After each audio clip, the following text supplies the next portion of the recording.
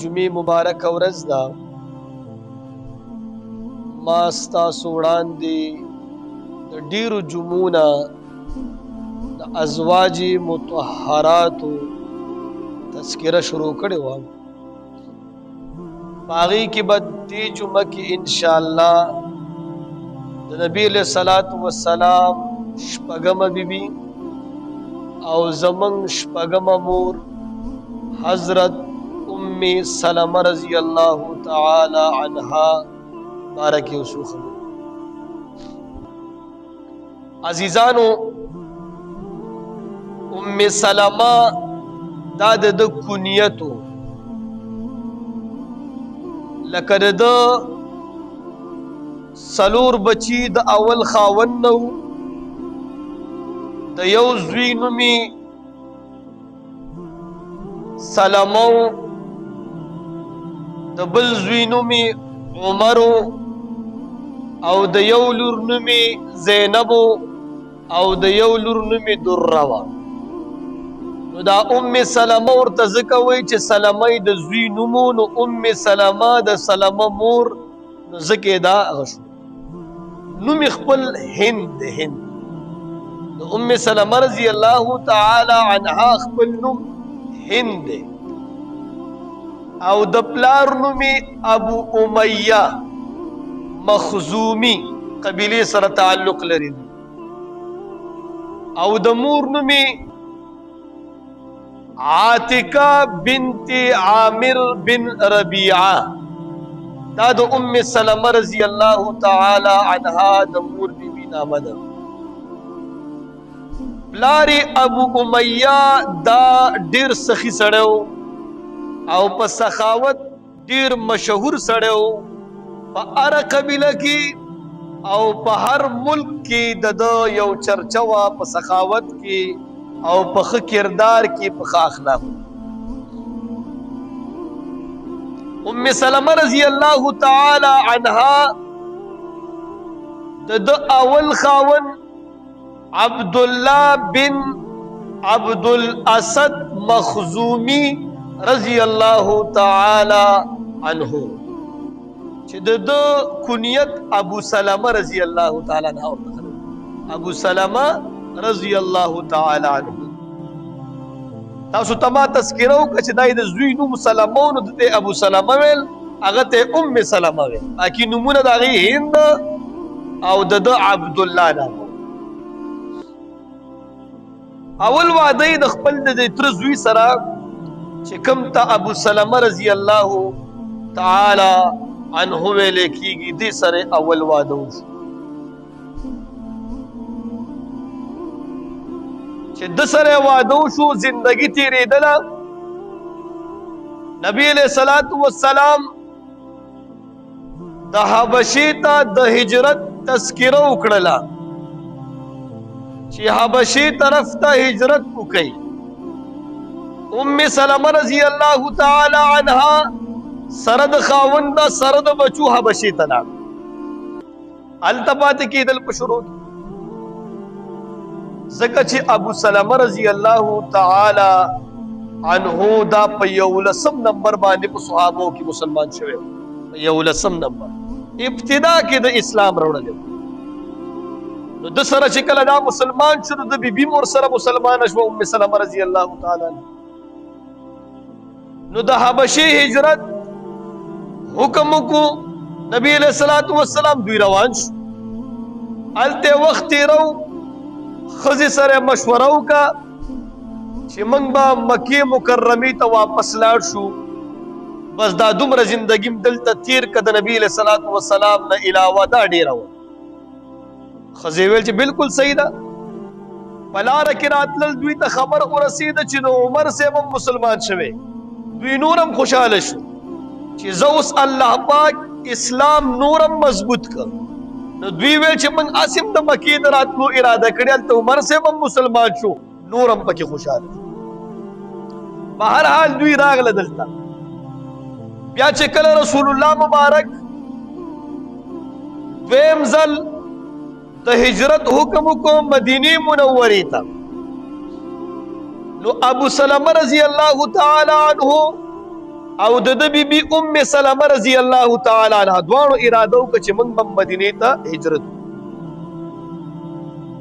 خو کار داسې وشو چې د ام سلمہ رضی الله تعالی عنها رشتہ داران پلار رونه راغله چې زمونږ دا لور به ځان سره مدینې ته ننوځي. ته کله یو ملک ته ځې هجرت کې زید نشته، کله بل ملک ته ځې زمونږ دا لور ځان سره خواروم. بس دلته ام سلمہ رضی الله تعالی عنها د سترګو نه اوښکې راوبهېدلې چې دا څنګه مسله وشو. د خاوند سره خو محبت ډېر زیات و، دا یو سیټ تکا دا چا چې ایثارول کم خاندان او ټول کافرانو.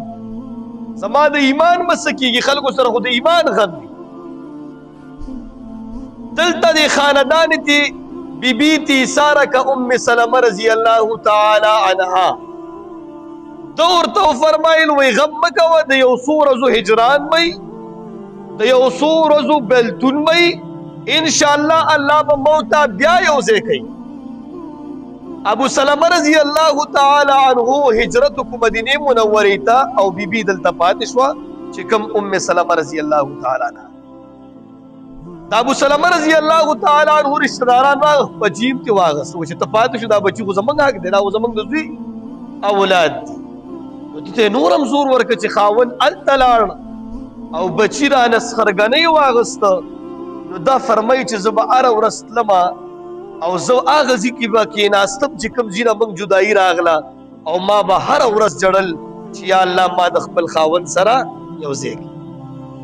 وخت تېرېده وایي یو ورځ مې جړل په هغه ځای کې، وایي زما د قبیلې یو سړی تېر شو، هغې چې زما دې حالت ته وکته وایي لاړه زما خپل خپلوانو ته ویل چې تاسو په دې جینۍ ولې ظلم کوئ؟ بچي ته سخرګنۍ یوړه، خاوند دې هجرت وکړو، تاسو ته ښځه ایثاره کړه، دا جینۍ خو به خرابه شي، دا خو به مرګ ته نږدې شي، دا پرېږده چې خپل خاوند ته لاړه شي. ټولو مشوره وکړه او ام سلمہ رضی الله تعالی عنها ته اجازت ورکړه چې ته خپل خاوند ته لاړ شه او بچي یې ورته راوړه. هغه لاړو مدینې منورې ته رسول الله مبارک هم لاړه، هجرت وشو د مسلمانانو او دې کې جنگ بدر راغی، جنگ احد پکې راغی. نو جنگ بدر کې هم حصه واغسته، په جنگ احد کې هم حصه واغستله ابو سلمہ رضی الله تعالی عنه. په دې جنگ احد کې ډېر تیز جنگ وکړو، دا ډېر یو جرار، یو بهادر او یو ډېر لوی تکړه سړی و. جنگ کولو په دې بازو باندې ډېر زخمی شوی و، خو بازو باندې ډېر مضبوط ولګېده. چې کله مضبوط زخم یې وخوړلو ام سلمہ رضی الله تعالی عنها ورته پټۍ مټۍ کوله، یو میاشت پورې د علاج جاری و، خپل بیبي ورته علاج کول. یو میاشت پس یو قبیلې والا و، هغې نافرماني وکړله، بغاوت یې وکړ. رسول الله مبارک دې قبیلې پسې 29 کسان لیږلي وو، د هغې امیر ابو سلمہ رضی الله تعالی عنه مقرر کو چې ته لاړ شه او دا قبیله چې کوم دی دا فتح که دا ولې سرکشي او نافرماني کوي. نو زخم یې ټیک و، خو چې دوباره هلته بیا لاړو وجنګېدو، بیا یې زخم چې کوم دی واپس تازه شو. هماغه زخم یې و، په کور کې بیمار پروت و، دردونه پې و، وینه ترې روانه وه، پټۍ به ورته ښځې کول. یو ځل ښځې سره کېناستو، ښځې ته وایي ای زما بیبي ما د رسول الله مبارک نه داسې یوه دعا اورېدلې ده چې زما په نیز باندې دا دعا د دنیا او دنیا کې چې څه شی دي دنه دا بهتره ده. ښځې ورته وویل ام سلمہ رضی الله تعالی کومه دعا ده؟ وایي ما د رسول الله مبارک نه مورد اللهم عندك احتسب مصیبتي هذه، ای الله زه تا نه د دې مصیبت چې کله سړي باندې مصیبت راشي انا لله و انا الیه راجعون چې ووایي هغې نه پس به وایي دا دعا وایي اللهم عندك احتسب مصیبتي هذه، یا الله د دې مصیبت اجر ته ماته راکړي، اللهم خلفني بخیر منها او د دې نه بهتره بدله راکړي. وایي دا چې کله ما ته وویل ما خو د رسول الله مبارک دا حدیث د خپل په ذهن کې کېنو او دا مې یاد کړ. وی په همدې زخم دوران کې زما خاوند ابو سلمہ رضی الله تعالی عنه د دنیا نه رخصت شو. وای چې کله دا وفات شو ما ته خو ډېر زیات غم ورسېده خو ما د دې د خولې نه د رسول الله مبارک دا یو روایت اورېدلی و چې کله سړي باندې پریشانی راشي غم راشي انا لله دې ووایي هغې نه پس دې دا دعا وکړي اللهم عندك احتسب مصیبتي هذه اللهم اخلفني بخیر منها وایي ما به دا دعا ویلې خو ذهن کې به مې یو خبره راغله چې دلته خو دې دعا کې دا ده چې ما ته دې اجر راکړي دا خو ټیک ده او ما ته نو دې نه بهتره بدله راکړي نو زما د خاوند نه بهتر سړی به ما ته څوک دی دې شي کې زما لږ شک و خو د رسول الله مبارک حدیث و د هغې دعا وه ما به هر ټیم ویلې ما به زه کېدی شي الله پاک هم دغه رنګ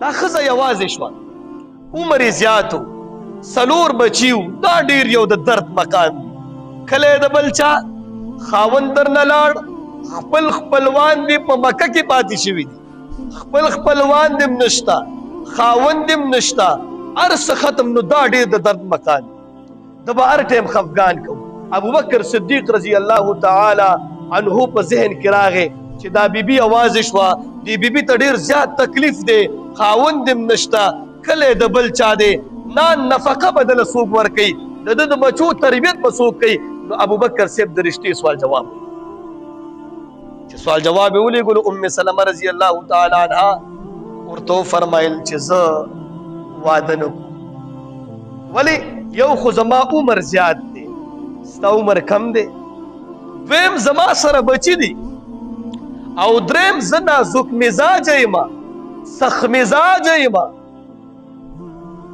ابوبکر صاحب چې کله دا خبرې واورېدلې هغه تېنه لاس واغست لږ ساعت تیر شو یو څو ورځې تېرې شوې چې رسول الله مبارک عمر رضی الله تعالی عنه یې ولېږه چې د ام سلمه رضی الله تعالی عنها ته زما د طرفه د نکاح پیغام ورکړه ام سلمه رضی الله تعالی عنها ته عمر صاحب لاړه ورته وایي د دواړو جهانو سردار رالېږلی ما د دواړو جهانو سردار دا نه برداشت کیږي چې د کونډو تکلیف برداشت کی د کونډو جړاګانې برداشت کی د دواړو جهانو سردار فرمایي زه تا سره نکاح کول غواړم